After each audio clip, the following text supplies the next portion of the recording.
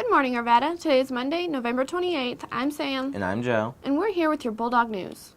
The Linklater Coat Drive has been extended for a week. Please turn in any coats you wish to donate to Mr. and Mrs. Durant by this Friday. Also, the canned food drive was a success. A total of 1,151 pounds was collected. The third-hour class that raised the most cans was Mr. Fleshinger. Thank you, Mr. Fleshinger's third hour, and those who participated. The fall play A Christmas Carol opens this Wednesday at 7. It runs Thursday at 7 too, and Friday at 8. Tickets are $7. Here to tell us more about the play is the Crimson Report's Monica Mitchell. I'm here with Ms. Kilbin. She's the director of the fall play. Ms. Kilbin, what made you decide to choose A Christmas Carol for this play? Well, I've actually always wanted to direct A Christmas Carol. It's a classic, everyone knows the story. And I thought this year would be a really nice year for us to get involved with some more charity efforts in the community. So we are wrapping up our performances with Empty Bowls on Friday the 2nd of December. And all of our proceeds from that night are going to go towards the Arvada Food Bank, as well as the proceeds from Empty Bowls. So it was really just a community outreach. I wanted to bring in kids from the feeder schools. I wanted to get staff involved, which we've done. We have a teacher from Swanson involved, as well as Miss Johnson from the English department is going to be up there. And then we have 10 elementary school and middle school students. So I really wanted to do a show that would let us reach out, not just to get other people in the community involved, but also to give back to the Arvada community and show them what great kids we have and how hard we work to bring, a good light and a good perception to our school. Now, I've heard that some of the actors call this Hell Week and some of the tech producers as well. Yes. Do you call it Hell Week? I do, yes, I do call it Hell Week. It's technically Tech Week, where we're weaving in all of the scene changes and, the costumes are getting included, and it's all of those very complicated technical elements that are getting built on. And it slows down the rehearsal process significantly, and we're here for very, very late hours. So the reason why it's come to be known as that, and the reason why I refer to that as well, is just the stress level goes to the roof during this week. It's already a stressful process putting a play on. But this week we're here for very long hours. All of us are here until at least 9. Most of us are here until 10 or 11. Adding that with schoolwork and everything else that we do, it gets to be a very high intensity week, and it tends to be some drama. And we have, of course, the saying in theater is love the theater, hate the drama, but it seems to abound this week. So we just try to keep a cap on it and keep things moving, but it's very stressful. But everybody's working really hard, and we all come together to put on a really great show, and it's going to be. So I really encourage everyone to come, because it's a lot of hard work that I think will pay off with everyone coming to see the performances.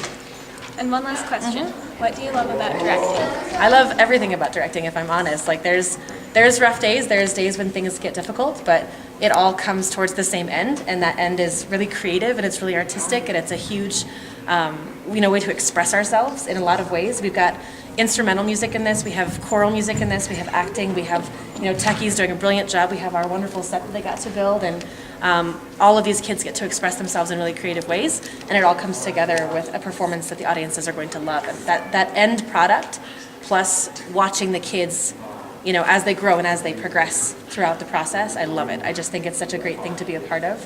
Watching their confidence build and watching them get better and better all the time. It's an absolute joy to be a part of that. So I love directing. I wouldn't give it up for the world. Thank you for your time. You're very welcome. Thank you. Stephen Tianvieri, he's the lead of the fall play this year, and he's going to tell us what makes this week Hell Week. Well, this week is considered Hell Week by the actors, the technicians, and the directors, because we are here until we need to be. I have been here till almost midnight before doing shows, running it over and over and over again until it's picture perfect. And it's stressful because you have to find time to do homework within all of that, and trying to juggle schoolwork, chores at home, and the rehearsal process, and eating and sleeping it's stressful, very stressful. How does being a part of the play affect your life? It kind of gives us actors a great sense of family, because we're here with everybody for so long that we become as close as can be. We've known each other for years, and it gives us a place to kind of retreat from the world, because in here it's just us. We only have closed rehearsals. There's nobody allowed from the outside. So I'm here here with Stephanie Rodriguez, and she's part of the technical crew for the play. Does this week constitute as Hell Week for you? Yeah, I would definitely say it does. What makes it a Hell Week? Well, we stay here for like hours, up until 10 and 8. It's really late, and you do a lot of stuff, and you're working constantly, so it's really hard. Thank you. Thanks, Monica. Empty Bowls is this Friday. It begins at 5. Come buy a bowl of soup, listen to some music, and support the Arvada Food Bank. Then stick around for the play. If you are a good writer, good photographer, love graphic design, or just loving having your opinion heard, sign up for newspaper, BDN, or yearbook. The classes are filling up, so go talk to your counselor today, guys. In sports, wrestling has its first match this Wednesday against Lakewood. JV's at 6 and varsity to follow. Boys basketball has their first home game this Friday at 7 against Pooter.